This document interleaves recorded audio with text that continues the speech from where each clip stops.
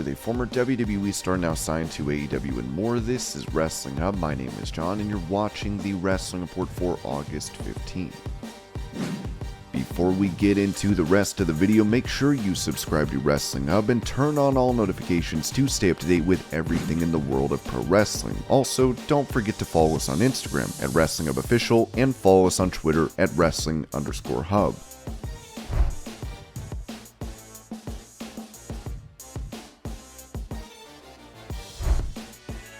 Retired Bellator MMA fighter Valerie Loureda, who signed a contract with WWE and is training at the Performance Center, spoke to Denise Salcedo about transitioning from combat sports to pro wrestling. I feel like fighting is easier because when you go into a cage, you have one goal, and that's to win or hurt that person. And in WWE, there are so many things going on, and you do have to be a true entertainer. For me, the difference is striking, but not striking to hurt someone. There are little things like that, but truly I love it. I'm truly in love with it. I feel like a white belt again. I'm just embracing the process and getting better every day.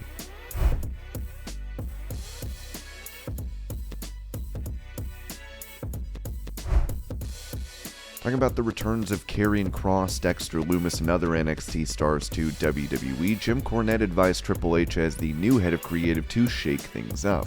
Within the next few weeks, something needs to happen to shake up the show. Whether they start with Raw or SmackDown, whichever, the formatting, and just the sameness of everything. It's all the same. Everybody does the same things, and they talk in the same way. The angles have been overdone. Not to the AEW point where literally every single backstage promo ends in some kind of chaos, but most of them do. You don't have to change the whole 3 hours at one time. Just do something with somebody meaningful that I don't know looks more like a wrestling program than a game show, and unexpected, and with violence and more realism to it, not a car wreck where somebody is taken to the hospital because we've seen all of those, but just do something different with somebody.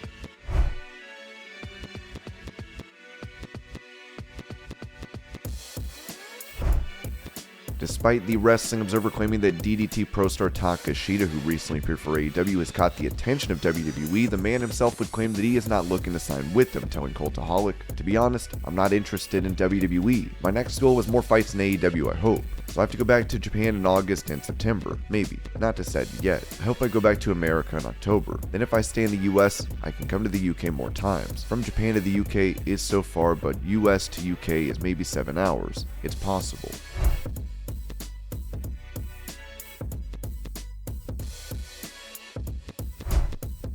Recalling his time in WWE on Real Talker, Eric Young revealed what he told Vince McMahon when he found out there was no time slot available for him on Raw. "I went to a meeting with Vince to pitch him some ideas, and I told him to his face, 'If you have a 3-hour wrestling show and you can't find 5 minutes for me to do anything, you failed. You're a failure.' I'd say that again to his face, because that's what it is." Holding a great deal of respect for Triple H given their time together on NXT, Young believes his WWE main roster run would have been different under the game. The producing, that was a favor to Triple H.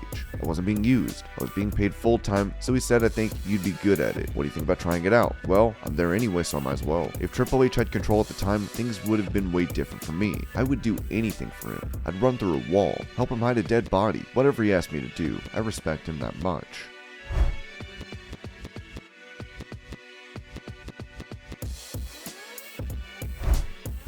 While WWE had been building Lacey Evans as a babyface, using her military and sympathy, she has now turned heel, which Jim Cornette had this to say about it on his podcast. "She was a good heel. She had personality. She had a good heel demeanor. Haven't seen much of her wrestling, but it didn't look like it was rotten as I recall. But how she got there to being a heel was the most ignorant way to build a heel I've ever seen, by making them the greatest person in the world, who has overcome every tragedy, and be as admirable a person as possible. But now I'm better than you are? What?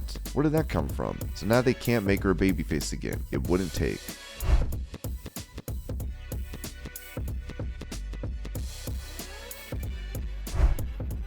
Also on his podcast, Cornette touched on John Laurinaitis being fired by WWE as head of talent relations and gave a reason for AEW not to hire him. He has never been hailed as a creative genius that was going to book or write or come up with these stories and the gimmicks and the angles to get to those finishes. Did I mention most of the boys don't like him? So why does any independent company want to try to bring him in? Probably if they brought him into AEW, he could draw more money in a dunk tank in the locker room and give the boys a bunch of baseballs than he would contributing to the product.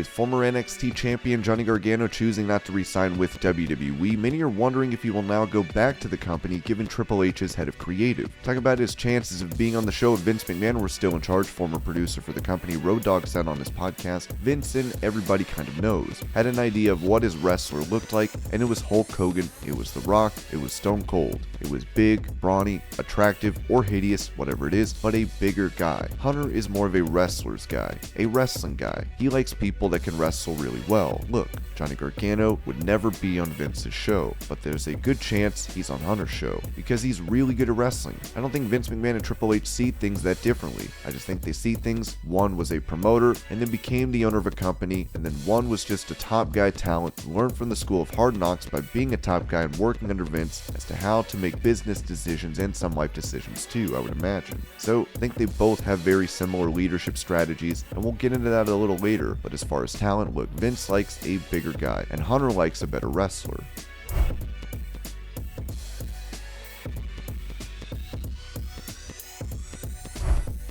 For Shaq Wrestling, Eric Bischoff spoke about the return of Dexter Lumis to WWE, heaping praise on the company for creating excitement, saying, "That is such a cool thing. And it seems so refreshing, right? It's such a basic storytelling tool and device in terms of writing, that it seems ridiculous to me that we're all going, wow, that was really cool. That's an example of a formula that we shouldn't be going, wow, that's cool. We should just be getting sucked into those stories because they keep you engaged. WWE understand it for the first time in a long time. We're going to see some great TV coming out of WWE. Bischoff would also talk about how he's feeling optimistic with Triple H in charge of WWE Creative. I had a little bit of hope with AEW. I had some hope there. I thought, oh man, up until probably 6 months ago or 8 months ago, I kind of threw in the towel because I started seeing the same pattern of whatever over and over again. I'd go, okay, something different, but there's been nothing different out of WWE either. I've been pretty critical of WWE as well. I make more headlines when I'm critical of AEW, but I'm actually just as critical of WWE. But now I'm seeing that it may be just because I'm getting a little bit of an indication that something really good is coming. I'm overly excited. But if I'm right, then what the hell would I have to contribute? They don't need me. That discipline and that story structure and a commitment to the format and episodic television is the one thing that separated me from everybody else that was doing it for a long time. But if they're figuring that out in WWE, hell, they don't need to spend the plane ticket on me.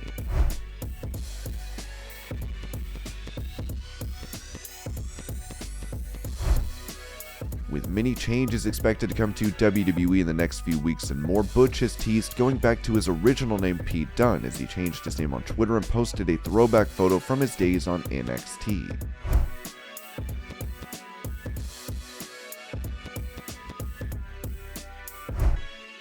As he recently suffered an injury to his toe on AEW Dynamite, Chris Jericho took to Twitter to show off the condition of his foot while asking fans, "Wrestling is fake, right?"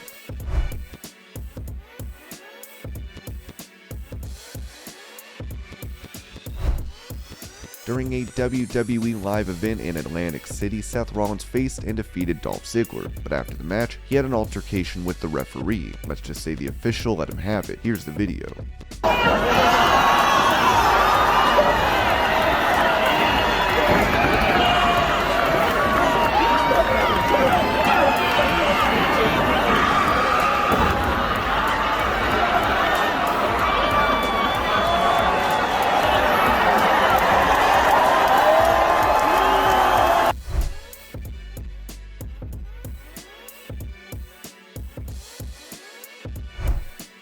Also, during a live event for WWE, Ronda Rousey can be seen trolling a fan by asking for their phone when they wanted a selfie and proceeded to take someone else's.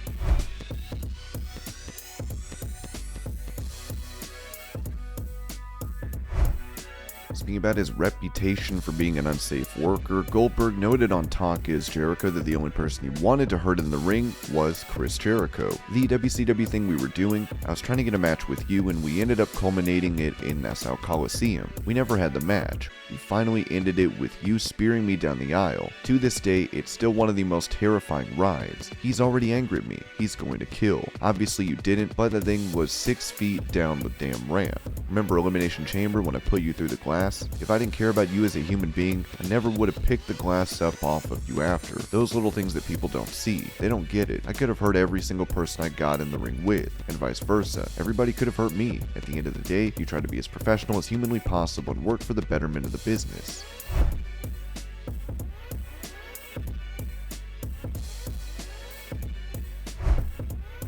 With him making his debut for AEW, former WWE star Ari Daivari has apparently signed with the company, with it reported that Fightful Select has confirmed that Daivari has signed an agreement with AEW. He's been leading the Trustbusters group of Slim J, Parker Bordeaux, and Sonny Kiss for the last month, and made their way onto Rampage this past week. In addition, we were told that he produced the positively received Dr. Britt Baker DMD and Jamie Hayter vs. Thunderstorm matches as well, creating some versatility for his role. Daivari and Slim J appeared on ROH Death Before Dishonor as well.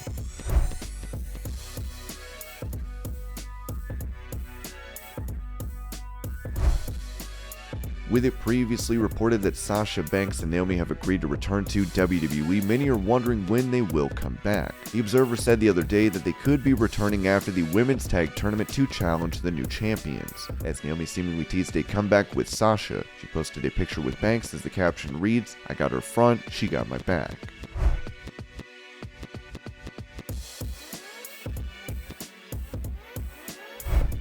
With WrestleMania 39 set to take place in SoFi Stadium in Los Angeles on April 1st and 2nd next year, the Wrestling Observer newsletter has said the company sold 10,000 combo tickets for the 2 nights in their pre-sale, as 1,000 tickets sold individually. PW Insider added that WWE is ecstatic over the early ticket sale numbers. Commentator for the company, Michael Cole, noted on SmackDown that WWE on Friday had the highest first day of ticket sales in the history of WrestleMania.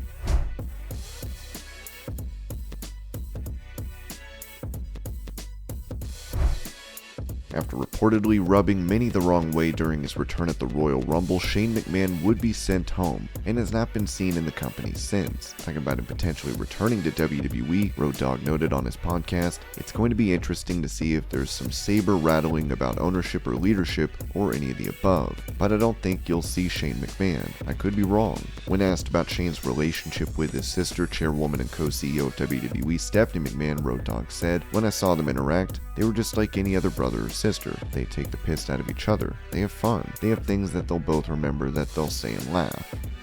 And this was your pro wrestling news update. I hope you're all having a great day. Thank you so much for watching, and I'll see you later.